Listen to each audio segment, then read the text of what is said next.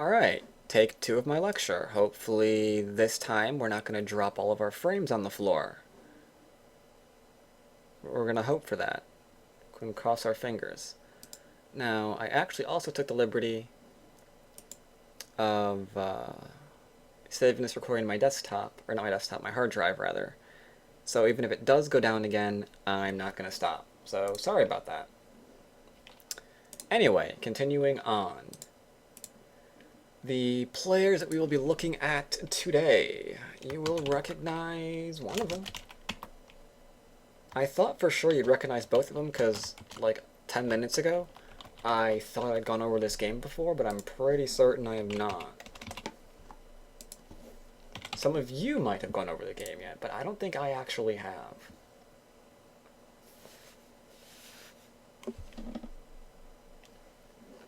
So, this, in my opinion, is a very, very fun game. I will not tell you why it's a fun game. That'll be a really big spoiler if I do. So, let's just take a look at what's played. So, right away, normal opening. Dual 3/4 from black, perhaps getting into a territorial opening. Yes, my voice sounds better on Twitch because I actually have I'm encoding at AAC audio. Here, I don't know what KGS uses. But yes, dual 3/4 openings from our black player. Perhaps territorial opening. We will have to see what he does. If he launches into Orthodox, maybe we will. Unfortunately, he does not launch into Orthodox. He launches into this. So even though I normally do not go over what is I might consider unusual openings, this would probably qualify in many of your opinions.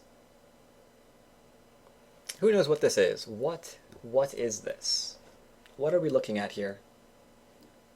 Did he sneeze when placing a large knight?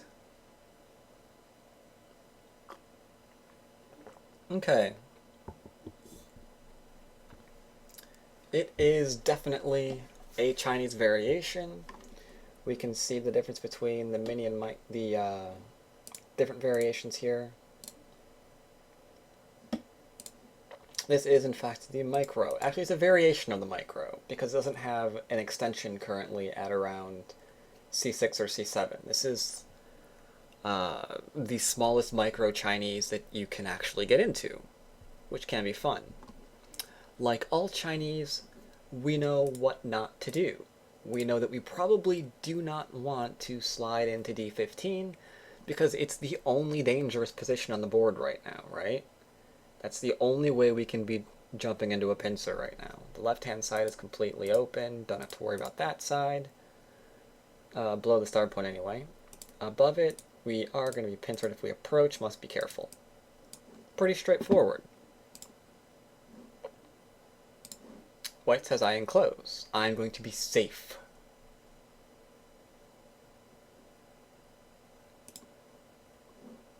Black says, okay, you can be safe. I am not about being safe. I'm about making framework, so I will continue to build mine. Pretty straightforward. And now white has options. He gets to show what kind of a player he is. It does look scary. I also have issues sometimes dealing with frameworks. Things like this will worry me, because I know if I make one misstep, I'm going to allow him to turn this into territory. And I'm not going to be happy at that point. I'm going to be quite sad. But now you can kind of show what kind of a player you are. Here's where you start deciding if you're greedy, if you're solid, if you're an impatient kind of player. What are you? This is usually when it starts to show its head. Because if you're maybe a greedy or an impatient player, then maybe these points will look attractive to you, and you'll instantly try to hit them. Okay. If you're a greedy player, and there's nothing wrong with being greedy sometimes, maybe you'll aim for an extension on the sides. White says that he is a very patient player. He's going to play solidly and enclose his other corner. So we have really, really basic opening right now. We've got enclosures versus framework. One of the enclosures is 4-4 related, so we can invade that or reduce it at some point later on, perhaps. But it's pretty basic what we have here. Enclosures versus frameworks. And congratulations to Moboy, who bet $5 that Kong Jie enclosed again.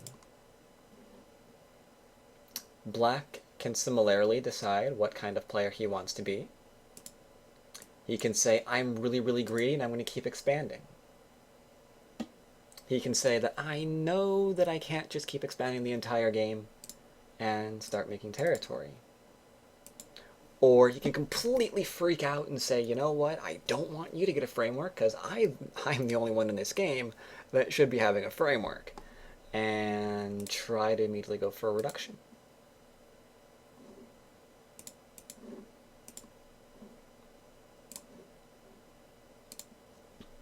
Black encloses. Okay. This next move, I think, should be pretty obvious for everyone. In terms of what's largest on the board. Because we have choices. Our choices of freaking out and invading and just losing our minds over this framework is still on the board. We can do that. We could take a large point for ourselves. We could, as Bashi and Moboy and Honeyboo have all mentioned, we can take a large point for us and one away from our opponent because this is an extension from a framework and that's always good to take away. We can in fact do that. And everyone except for John Boy is all saying same thing. Go to the Q11. I'm going to agree with that because it is what is in fact played, though we're going to go back and look at that for John Boy. Did you say that? Yeah, somewhere around there. This is a nice move for white in terms of, trying to take some territory. A few things that we have issue with. One, these are low stones. Two, we can imagine quite easily another black stone over here that would then serve as a bit of a double wing off his enclosure. That's pretty large. Usually good to disrupt that.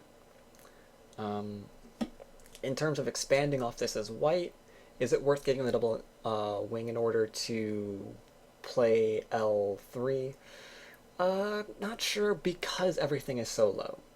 I mean, in terms of ways that black can still reduce you, each of these moves are viable.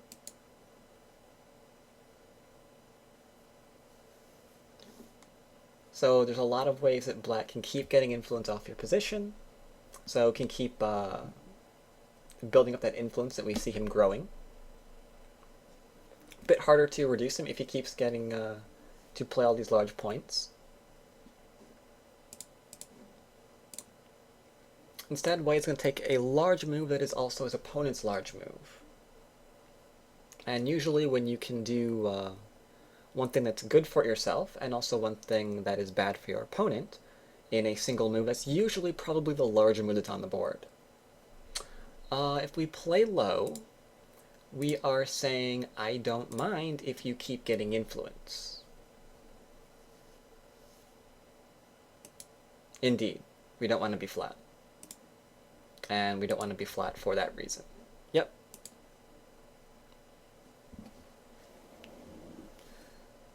So now it is black's turn again. There is a potential double wing-ish thing still here going for white. Frogwitz is even looking at it immediately and saying L3. Valchrist says same thing. Get rid of that. Twitch is evil, and I think I've dropped off there again. Oh well. I should still be recording on my hard drive, and if not, I'll just give this lecture again at some point in the future.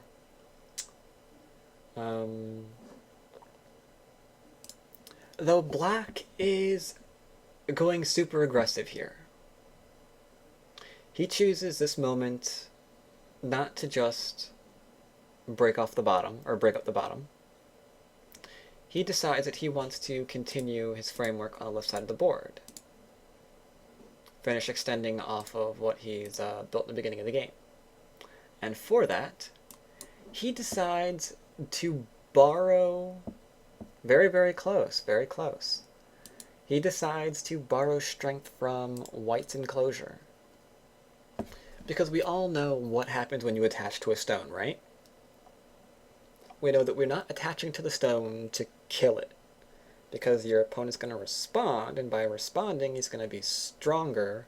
So how can we, with our weak stone, kill the stronger stone unless he's, like, passing? Doesn't really make sense. So all we're doing is we're attaching to make our side strong. And we're attaching to make our side strong to try to build up the left-hand side. So, okay, White has to respond. And he responds for the exact minimum amount of moves he can get away with. He could play here,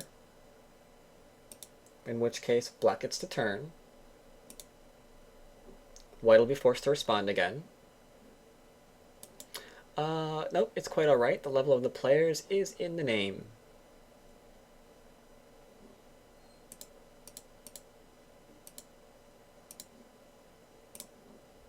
So White connects. Black expands. He gets what he wanted. So, hooray. Everyone's happy.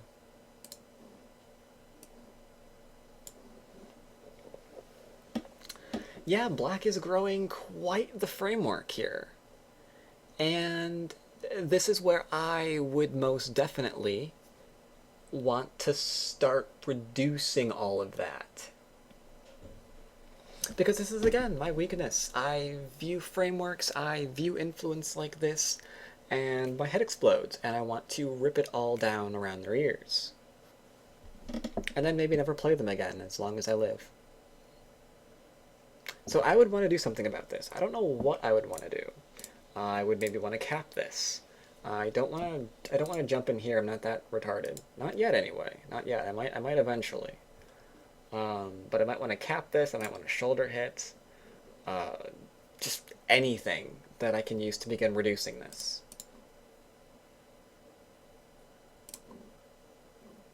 As Chachi and probably others have mentioned, L3 is still open.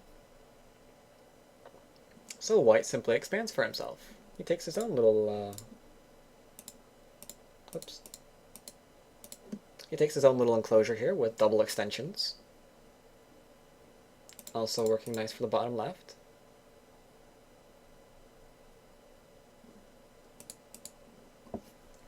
So clearly, White is not as fearful of his opponent's frameworks as I am. And yes, Honeyboo, thank you for saying that. This is a very peaceful game. That is no doubt the exact reason why I picked it, because I love peaceful games.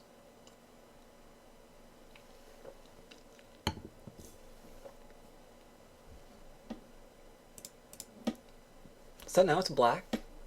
Black could take the Tengen, but Black is not that kind of player to just, like, take these moves and go Tay.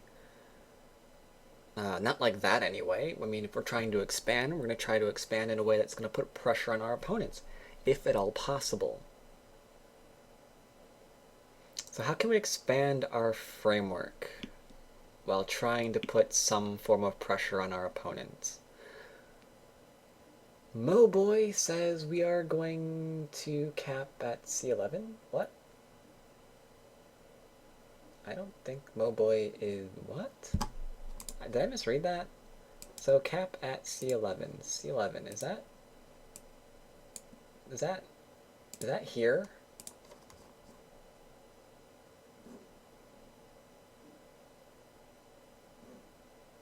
That seems like C11. Ah, okay. That's what I was looking for. Yeah. It's a bit of a brave move in order to do that. I mean, who ever heard of capping a fourth line stone? It's usually not done. It's usually not done. But if we want to expand and we want to put some kind of pressure on our opponent, this is the only stone that we can put pressure on. So absolutely we're going to cap the 4th line stone. Makes perfect sense. Congratulations, Moboy, you are now pro.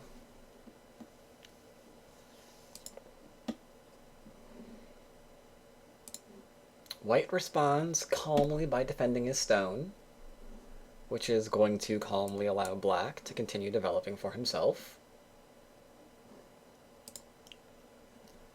Can we start freaking out about what Black has now?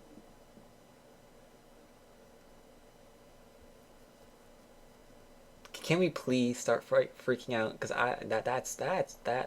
that's large. I mean, do you see all of that? That's just wow. I would like to start freaking out. But Kong Jie, this game is very, very good in the fact that it's over and over again. He's saying it's nothing to worry about. We can just do our own thing. Who cares? Sure, he's trying to take the entire top of the board for himself. That's fine. I thought I went over this game in the past, but I double checked my YouTube and I didn't. And it's too recent, so I couldn't have. I don't think. If I had, it would have been recently, and you'd all be freaking out. You'd be like, dude, we saw this last week. So I don't think I have. But alright. Kong Jie is confident that he can reduce himself a Moyo.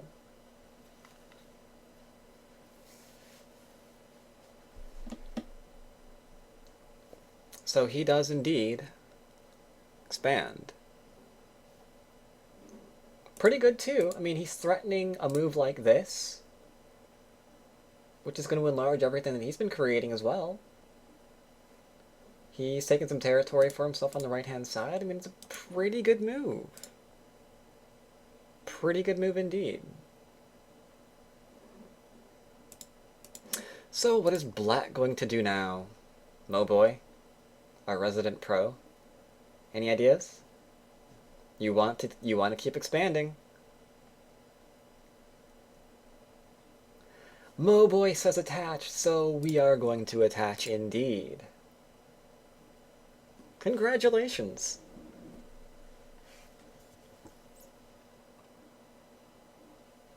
Black really, really, really, really, really wants to expand everything.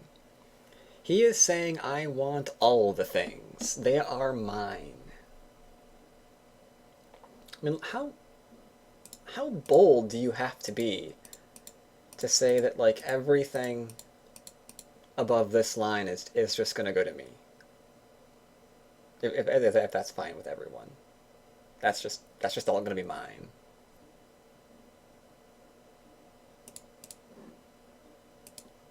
I mean, that is a bold game. And White's going to respond, so will Black. And now, finally, it's time to reduce, because we cannot keep responding anymore. We can envision what happens, and you have all disagreed with it. You said that that cannot all go to Black, which means we can't keep pushing along this line because it's entirely too much. And once we realize that we can no longer do that, obviously, we have to reduce. So how are we going to reduce that crap? How are we possibly reducing all of this?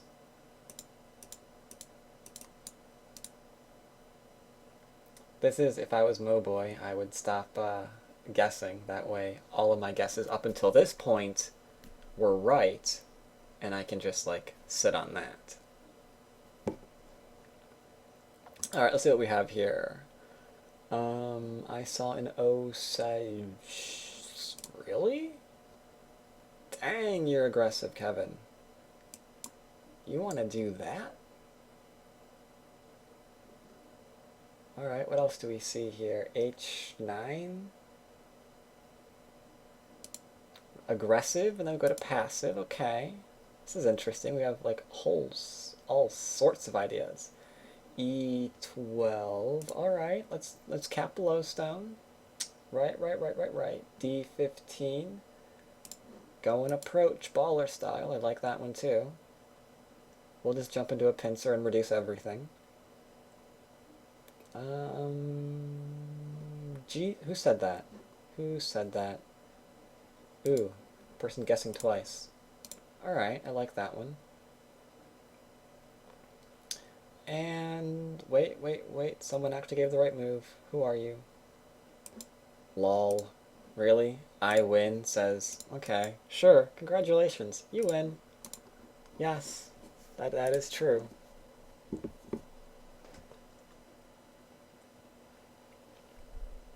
He's going to play an interesting move. This move says I can undercut you. This move says I can jump out. This move says I have a little bit of room to live. I can even approach you again to make things complicated. So alright. There's a bunch of different ideas here. Black says I'm going to put pressure on you. He does not in fact kick, because he does not want to get involved in that. If we kick, then we have to suddenly...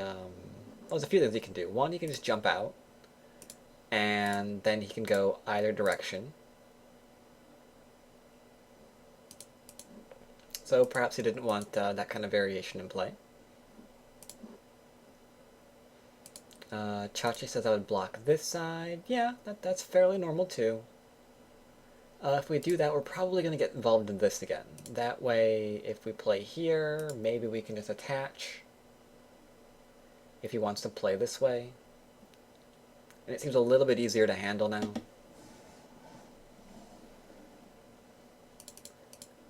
Black is aiming to keep that from occurring, make it hard to approach the left-hand side. White jumps out. Since white's jumped out, black goes back and says, you can't go under my stone. And now you have two stones, which have no shape, which cannot get eyes locally, and has to live beyond this line, within all of this influence that we have here.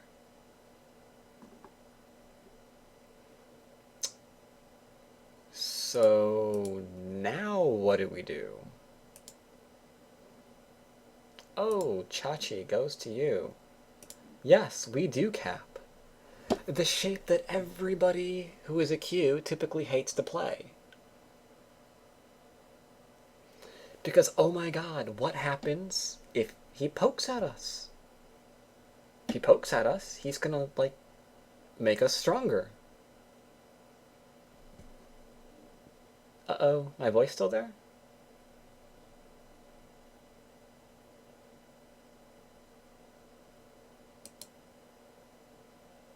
Alright, cool. So yes, if we actually poke there, we're making our opponent stronger. I mean, we can cut through, but we don't really want to do that. As black, we're not trying to kill one stone. We want to put pressure on all of the things, which would typically mean surrounding this group. So alright.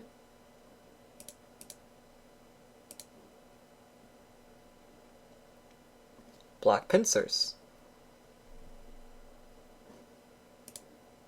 Now we're getting slightly worried, because not only are we being poked, we're being surrounded. H13, jump out immediately. Okay. Moboy, our resident professional, says surround the corner, and that is exactly what he does. Way to go, Moboy. Remind me not to teach you ever again. You're scary.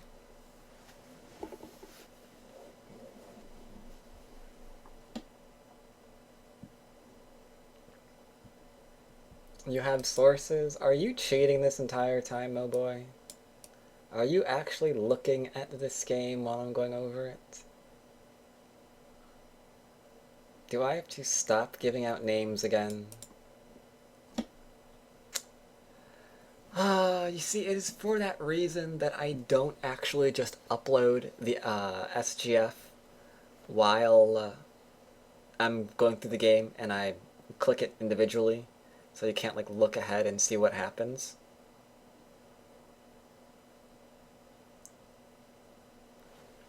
So yeah.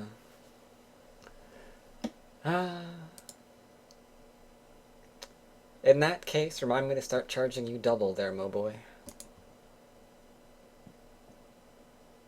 Alright, so yes, white goes and surrounds corner.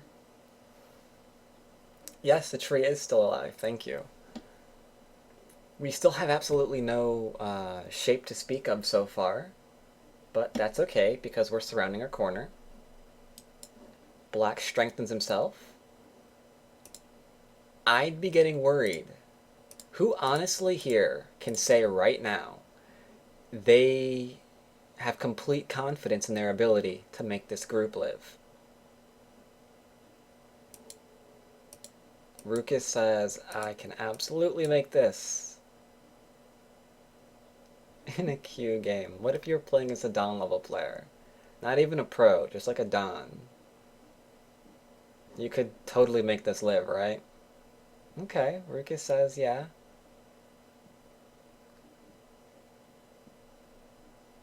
Yeah, see, maybe I've gotten lucky, but I've killed things like this before. I would absolutely be afraid.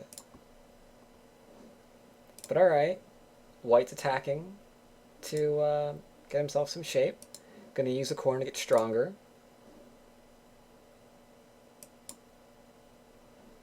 Strong defense. He's not going into the corner and leaving all sorts of horrible weak points behind for shapes to exploit. He made himself strong, so he can also do cool things like poke later on if he wants to. Unless white fixes.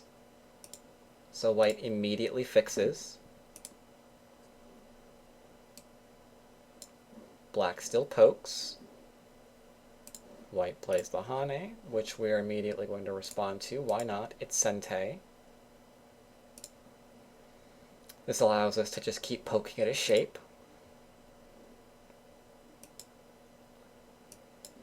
Ever aggressive, black is going for the kill. This group should not be living easily. So we are going to make it as hard as possible for this thing to live.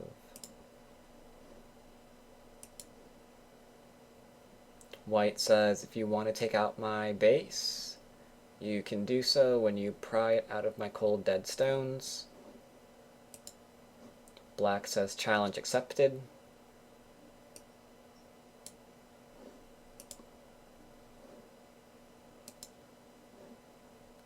Looking like he gets to connect on up.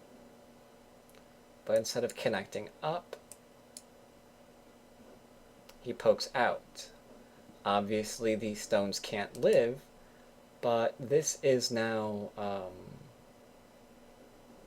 Gote to capture, right? I mean, this isn't 2 eyes just yet for white. So since this is not alive just yet, black gets to keep poking. And now we can see about maybe either profiting from running this group, or maybe denying it second eye and thus killing it.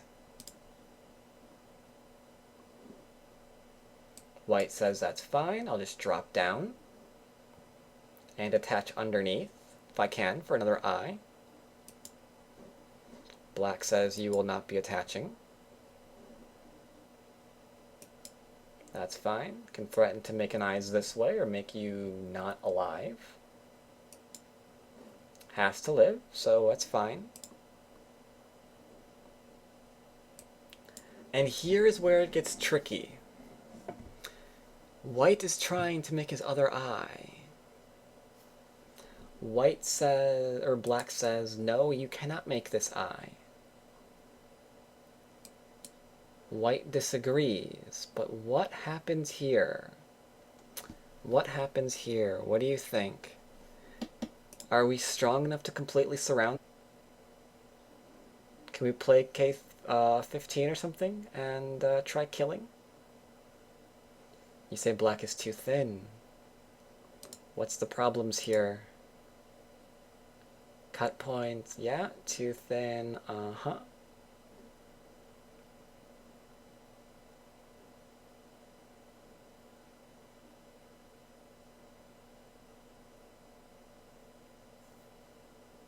Ooh, FC, E18, not alive yet. That is a very, very, very important thing to note.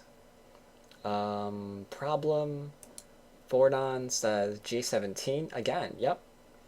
You guys are getting it absolutely right. If we're actually going to keep poking at this group, we can't surround it. We have to make sure this is alive. If we try to, then there are a few minor issues that we may have. One is the fact that you can't really kill this, right?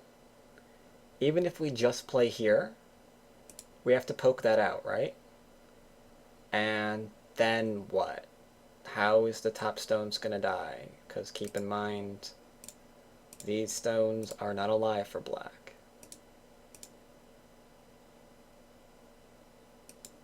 So that doesn't seem like it's going to do anything. We've overplayed and now we're dead, so we can't actually keep trying to attack this. This is in fact going to be completely alive. Unless we defend ourselves. Then we potentially have two ways to still make this false. So this group might still be killed.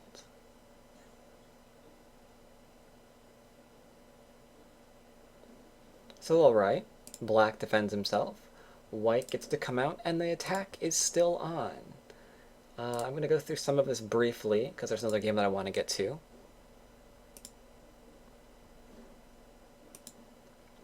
White is going to be under attack for quite some time.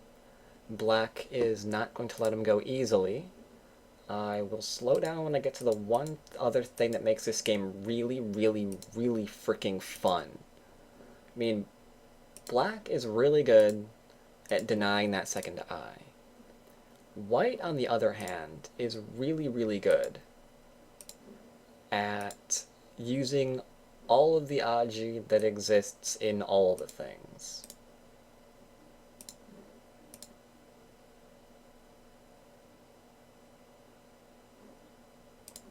So he's poking around to see what options are available to him,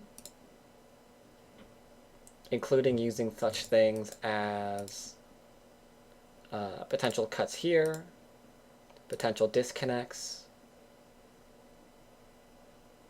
Now that black has so nicely gotten rid of his own liberty, I mean there used to be a liberty here, until white essentially forced him to take his own liberty away, which was really, really cool.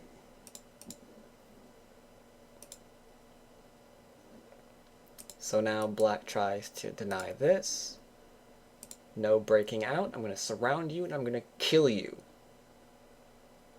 That is what's going to happen.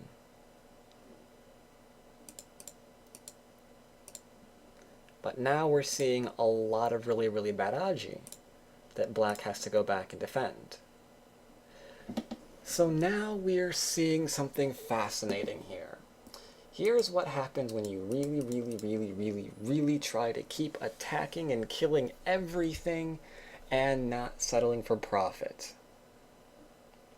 Because slowly but surely, white is now running through everything that black's been trying to create, right? I mean, this could have potentially been profit for him if he just contented himself with surrounding and allowing him to live. But we're trying to kill him. So our profit is vanishing, and now we're in some amounts of danger.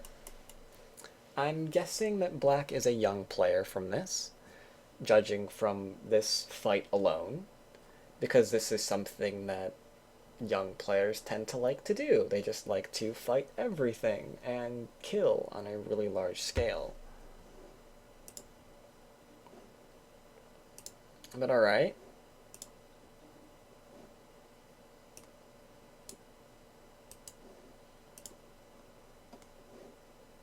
Creating some Aji. Now black has a decision to make. Black connects. That's fun because it looks like black can't cut through without putting himself in Atari.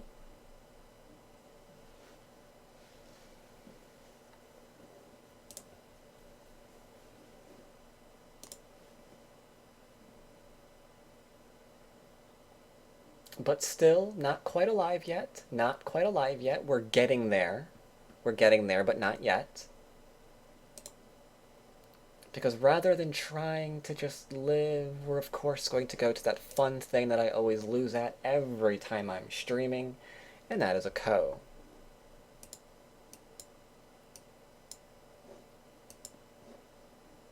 Tries to live.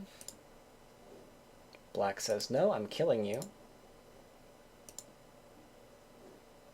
Black says, okay, I back off then.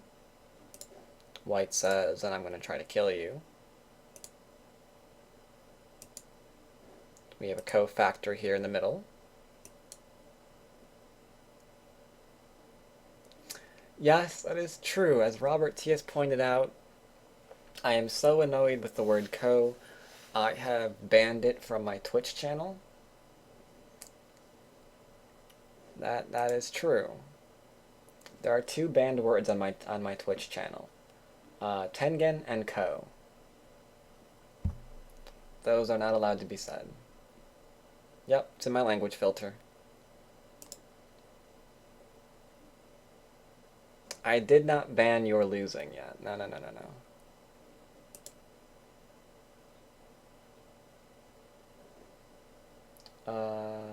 This? Yes, okay, good. No, I have not destroyed the tree yet. I'm making an effort here, thank you.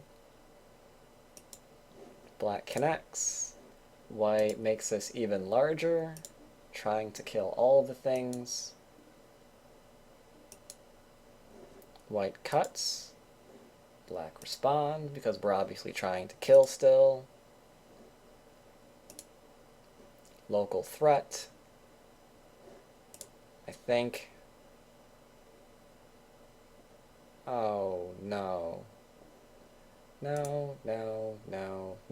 And the tree is dead. Oh, yes, I made an effort not to destroy the tree for, at the very least, that long. What the heck did I do wrong there? Right, yeah. Right, yes, this and then that. Herp derp. Yes, because you complimented me. And then we take... And then that gets taken. And then we extend. And then he connects. Okay, so we killed the tree once. Oh well. So this is an interesting move to ignore. Clearly, white has to kill, or he's going to lose the game. Because he cannot make his two eyes. Black's all nice and strong. So this must be dead. Black says we're gonna go, or white says we're gonna go kill. Black says that's fine, you cannot kill me. And he has a point. There are so many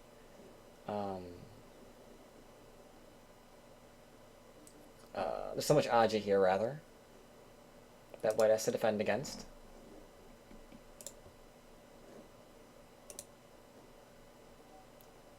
Black plays the Hane, white responds, and wouldn't you look at that, my favorite thing in the world.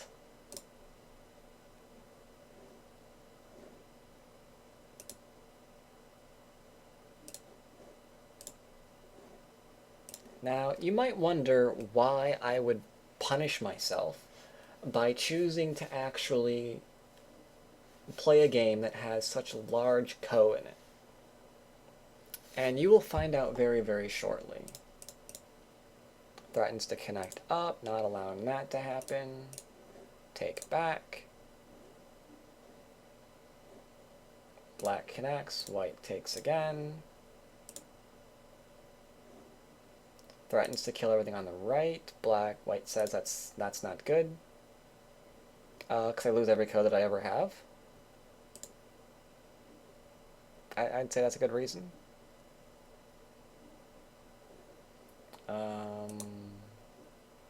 Nope, no trade. No trades shall be had.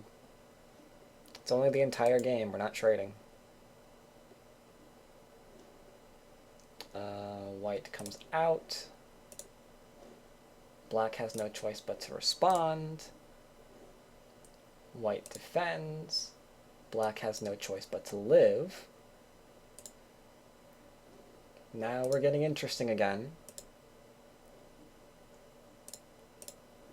More ko. And here's where things take a turn. Can you guys see it yet? What the problem is on the board?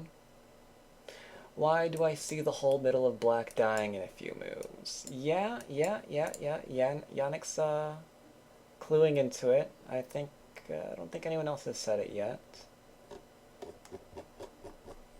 Yeah, that's getting to be rather hard to live, isn't it?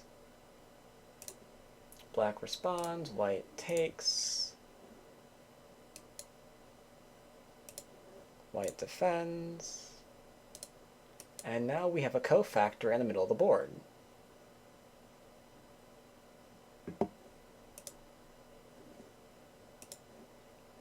Black has to respond. We resume ko.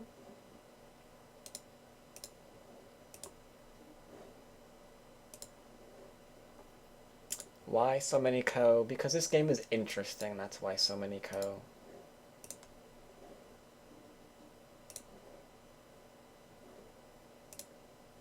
Black descends again. White says, I'll kill that, thank you very much. And then white pulls out Tengen. So right away we have my two favorite things in one game. We've got ko, and now we've got no, actually we had ko, then we had ko, and now we have Tengen.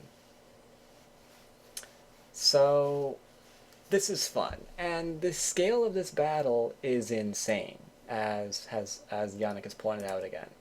I mean, we're not sure if this is alive yet, we're not sure if the middle is alive yet, black stones are now in trouble, we've got a lot of dead over on the right from co-threats. If the middle's dead, then what happens to this group? I mean, it's just going insane. But I want you to remember something. This was essentially from black, building up that huge framework, right? Framework, all that influence. Oh my god, time to panic, reduce all of it, like I wanted to do. Instead, white has gone about this in a very, very, very, very calm fashion. He built something for himself, he's reducing, and he's just kind of going from there. Now, why that's important, you'll see in a moment. Ko threat, take, ko threat, respond, take back, connect. Get it? Connect! Ha ha! I made a funny.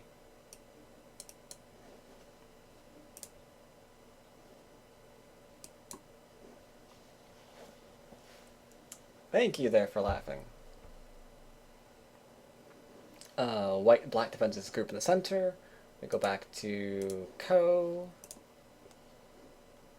Atari connects. Take and extend. Problems are now quite evident for black. I mean, he has not been able to stop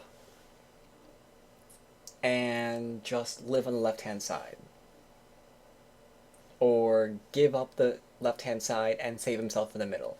He's ensured that the only way he's going to win this game is by killing on a large scale, because he's driven white through everything he could have made.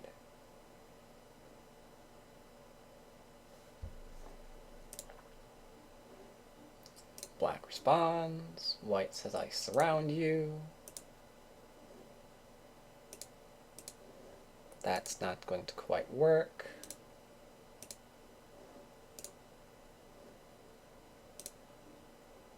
No eyes there either. Well, one eye anyway. Threatens a capture, and white simply defends. Now this code doesn't matter.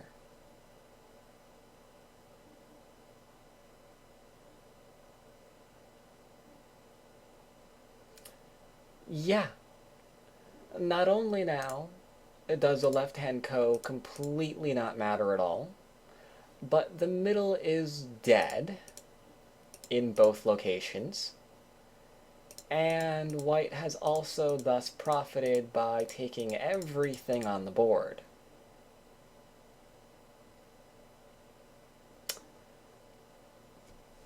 This is a slightly aggressive game, and it was so freaking simple. Wasn't this game supposed to be simple? Do you remember how simple this game was? I mean, all we're doing is making frameworks. We're just supposed to have some light reduction here. Maybe some endgame. Whoever gets better endgame, maybe they'll be the one who wins. Easy game. Very, very simple. Not quite what we saw here. Anyone have any questions about this game?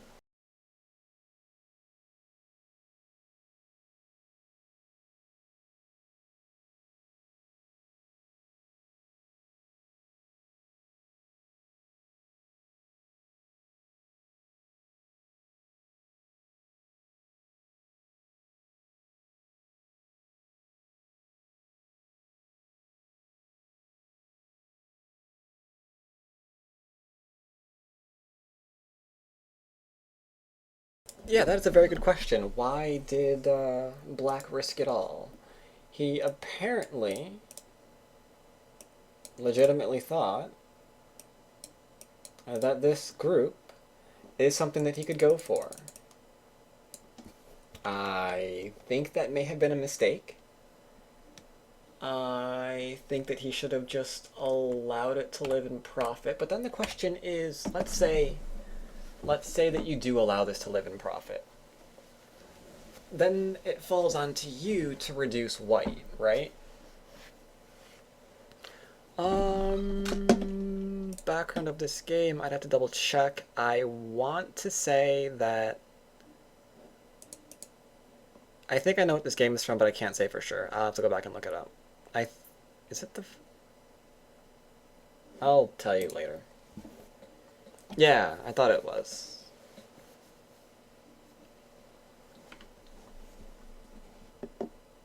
But yeah, if he lets this live, he has to go back and reduce white at that point, right? I guess he legitimately thought that white could die here. So he went after it very, very hard.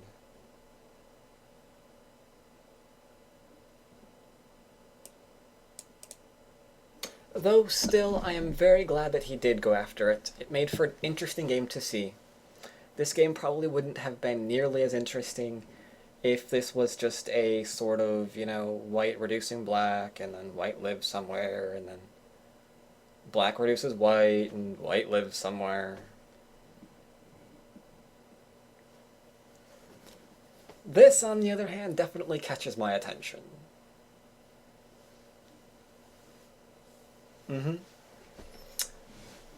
So I definitely have to give many thanks to both black and white for this game. It was very entertaining to see. And it's a nice cautionary tale for all of you. And myself too. On my streams, I tend to try to be trying to kill all the things over and over and over again, and that never really goes very well. And yet I still do it, because it is fun.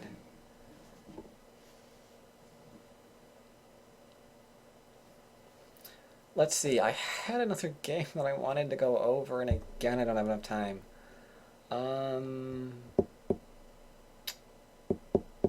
What do I want to do? Let's see, I still owe another how to study professional games thing.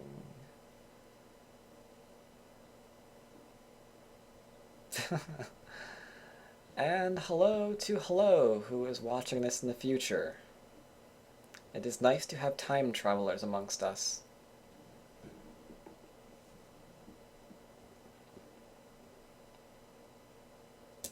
If Robert T wants to plug his YouTube channel, he can do so. I do not mind. Oh, right. Speaking of plugs, though. Let's go be greedy for a minute. I will point out, as I point out once in a while, that of course you're all able and welcome and encouraged to donate whatever you want to keep these lectures going. There are, after this, 5 remaining, so it's not... We still have a nice number left. But I figure I'll plug that as well while we're here. Ah, Robert T. Spans from my channel. Okay, that works too. Alright, here's what I'll do. Well, how interesting was the second game that I was going to go over? Let me look at it real quick. Do we really... Okay, that was kind of interesting. Ugh. You know, maybe it's not interesting enough. Maybe it's not interesting enough.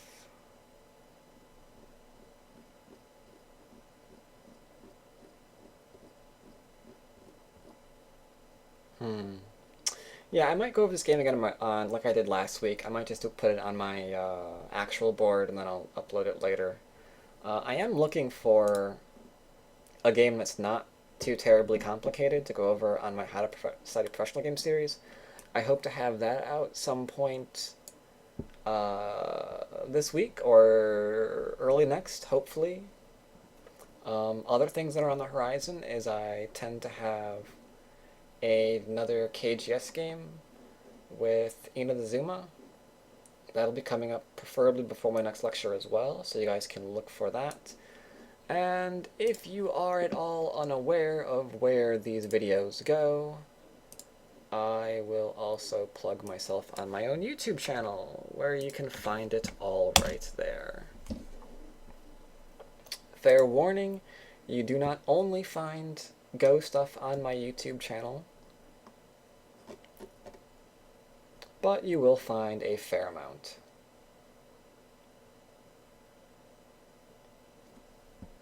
So you guys can of course look forward to that in the next coming days and week, whatever. Next lecture, I can already tell you, is not going to be... Next lecture, I can already tell you, is going to be not influence-based. We've been doing that for about a month now. We're going to switch gears, go into more territorial openings. Might make for some interesting games as well. I'm not really sure who to go over.